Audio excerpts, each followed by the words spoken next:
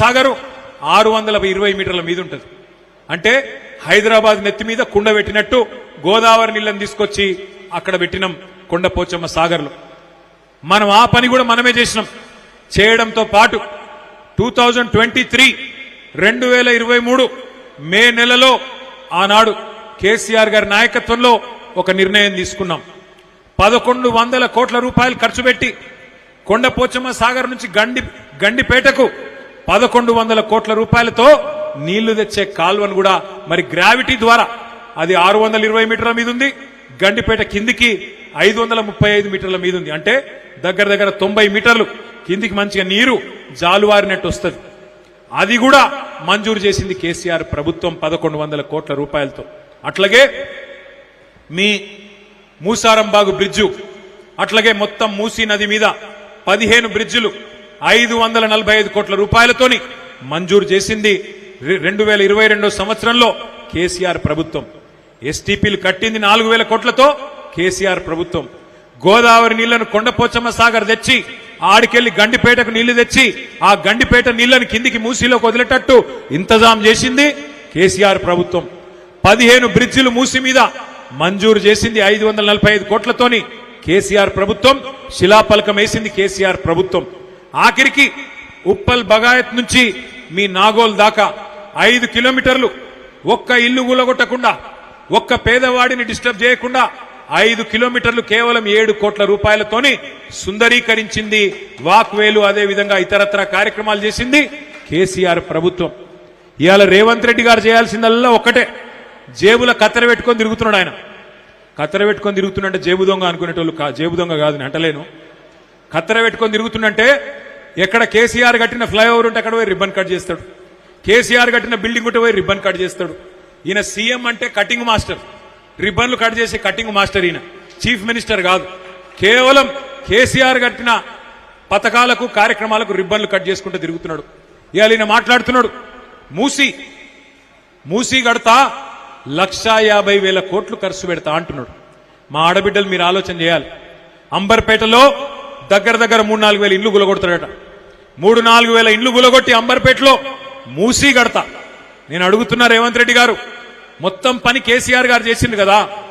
శుద్ధి కేంద్రాలు కట్టినాం, బ్రిడ్జిలు మంజూరు చేసినాం, గండిపేటకు నీళ్లు తెచ్చే సౌలత ఏర్పాటు చేసినాం. నువ్వు చేయవలసిందల్లా ఒకటే, 2 దిక్కుల మూసీకి మంచిగా బందోబస్తుగా రోడేసి అందులో ఏమన్నా చిన్న ఆక్రమణలుంటే కేసీఆర్ గారు కట్టిన డబుల్ బెడ్రూమ్లే ఉన్నాయి, అవి వాళ్ళకిచ్చి మెల్లగా వాళ్ళను బుదిరకిచ్చి దగ్గరుండి జర్ర పని మంతుని లెక్క పనిచేస్తే 150,000 కోట్లు కాదు 16,000 కోట్లలో ఒడగొట్టచ్చు కథంతా. 16,000 కోట్లలో ఒడిచిపోయేదానికి 150,000 కోట్లు ఎందుకు ఖర్చు పెడుతున్నావా రేవంత్ రెడ్డి అంటే ఆయనకు నా మీద కోపం వస్తుంది. ఇక కోపం వస్తే ఏం మాట్లాడతాడు రేవంత్ రెడ్డి? ఎందుకా 150,000 కోట్లు అంటే నీ గుడ్లు వీకి గోటీలాడతా. అరే నేనేమన్నా నువ్వు చెప్పు, విషయం చెప్పంటే నీ గుడ్లు వీకి గోటీలాడతా. ఇంకా గట్టిగా అడిగినావు అనుకో, మరి మస్తుగా నరికినావు కదా, నెలకు 2,500 ఇస్తానో మా ఆడబిడ్డలకు, 2.5 ఏళ్ళు అయిపోయా, ఏం సంగతి రేవంత్ రెడ్డి గారు అంటే లాగుల తొండలు ఇడిచి పెడతా. ఇంకా గట్టిగా అడిగినావు అనుకో, ముసలోళ్ళకు 4,000 పెన్షన్ అంటివి, అత్తకు 4,000, కోడలకు 2,500 అంటివి, ఏమైరా బాయ్ అన్నావు అనుకో, ఏమంటాడు? పేగులు తీసి మెడలు వేసుకుంటా. ఇక ఈ మధ్యన కొత్తది ఒకటి నేర్చిండు. ఏమంటుండు? ఇంత సిగ్గులేనోడంటే, ఇంత సిగ్గులేనోడు ఎవరిని చూడలేను నేను. ముఖ్యమంత్రిని ఎన్టీ రామారావుని చూసినా, రాజశేఖర రెడ్డి గారిని చూసినా, చంద్రబాబు నాయుడు గారిని చూసినా, తర్వాత రోషయ్య తాతను చూసినా, ఆయన మన కిరణ్ కుమార్ రెడ్డిని చూసినా, మన నాయకుడు కేసీఆర్ గారిని చూసినా, ఇక ఇప్పుడు ఈ సన్నాసిని చూస్తున్నా. ఏమంటున్నా ఆయనే? మన చూడురు మీరు ఆదిలాబాద్ వేయండి, ఆదిలాబాద్ పోయి ఏమంటాడు, అక్కడ లేడీస్ ఉన్నారు అందరు కింద, ఆ సోయి కూడా లేదు ముఖ్యమంత్రికి. ఎంత కండలు తిరిగిన మొనగాడైనా 3 నెలల పిల్లలు పుట్టిస్తా అడువా అంటే మాకు ఎరకలేదా? పిల్లలు ఎట్లా పుడతారు, ఎన్ని నెలల్లో పుడతారు మనకు తెలియదా? మాకు కూడా ఎరికే 9 నెలల్లో పుడతారు పిల్లలు. ఎంత కండలు తిరిగినోడైనా 3 నెలల పిల్లలు పుట్టిస్తాడా అని మాట్లాడుతుండే రేవంత్ రెడ్డి. నేను అడుగుతున్నా రేవంత్ రెడ్డి, 3 నెలల పిల్లలు పుట్టరు మాకు ఎరికేరా భయ్, కానీ 30 నెలల పిల్లలు పుట్టకపోతే నిన్నేమనాలి మరి? నేనేం అనలే మళ్ళా సుమా. 30 నెలల్లో పుట్టిరా లేదా మరి? నువ్వు చెప్పిన పథకాలు ఒక్కటనా పుట్టిందా? మరి ఏమనాలి నిన్ను? నేను అనలేదు రా భయ్, నువ్వు లేనిపోయి విడ అంటే గింత చిల్లర భాష మాట్లాడచ్చా, గింత గలీజ్గా మాట్లాడచ్చా? మాకు తెలియదా? ఎన్ని కథలు పడ్డావు నువ్వు ఆ రోజు, ఎన్ని అబద్ధాలు చెప్పినావు, ఏం నరికినావు? దళితులకు కేసీఆర్ గారు దళిత బంధన్ పెడితే 10 లక్షల రూపాయలు ఇస్తే అవి ఏం సరిపోతాయి, 12 లక్షలు ఇస్తా అన్నావు. ఒక్కనికన్నా 12 పైసలు ఇచ్చినావా? మా ఆడపిల్లలకు చెప్తీవి కదా, కేసీఆర్ 1 లక్ష రూపాయలు ఇస్తుండు పెళ్లికి, నేను తులం బంగారం ఇస్తా అన్నాడు. అన్నాడా లేదా?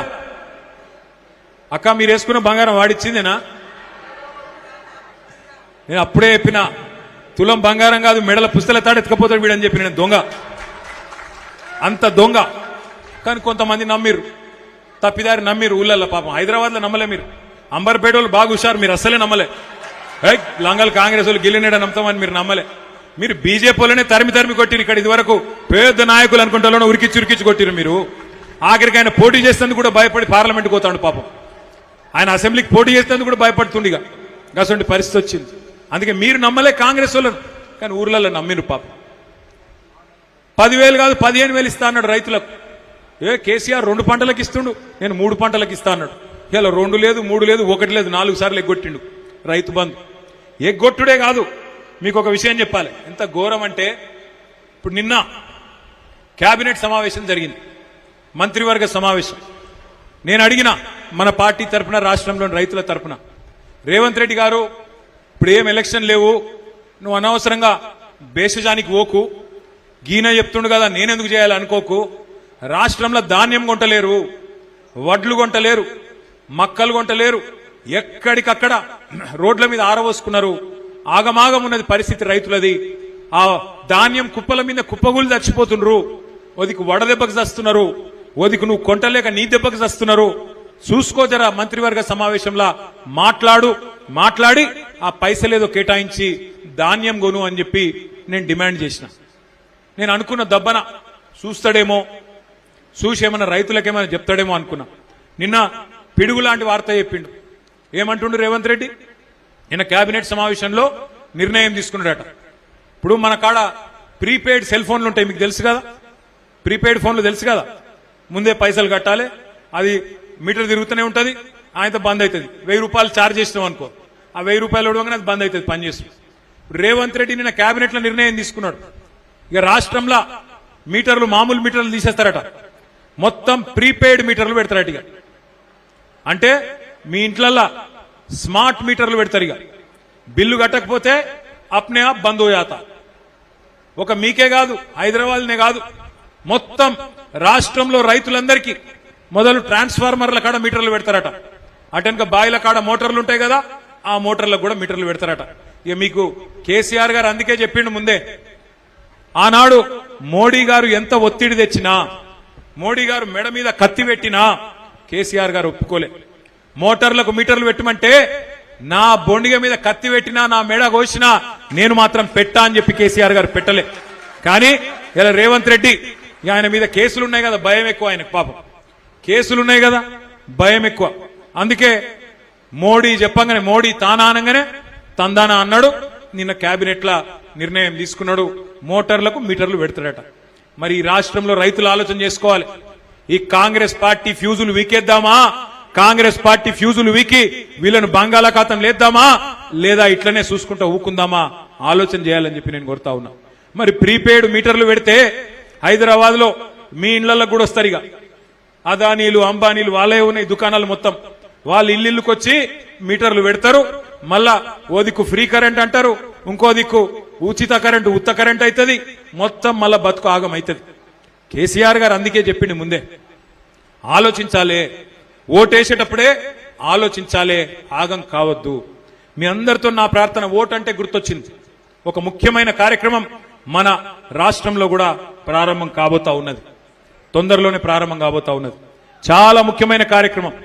దాని పేరు SIR, special intensive revision.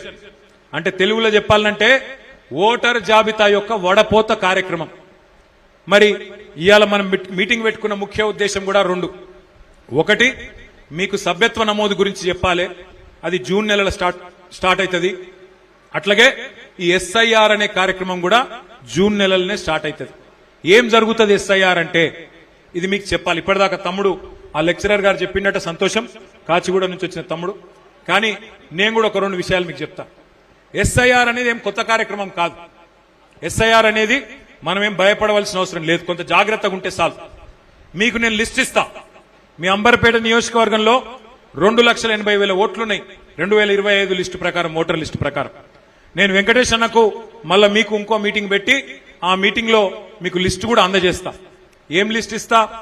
2025 voter list ప్రకారం మీ దగ్గర ఎన్ని డూప్లికేట్ ఓట్లున్నాయి, ఎన్ని డబల్ ఓట్లు ఉన్నాయి అనే లిస్టు మీకు నేను అప్పచెప్తా.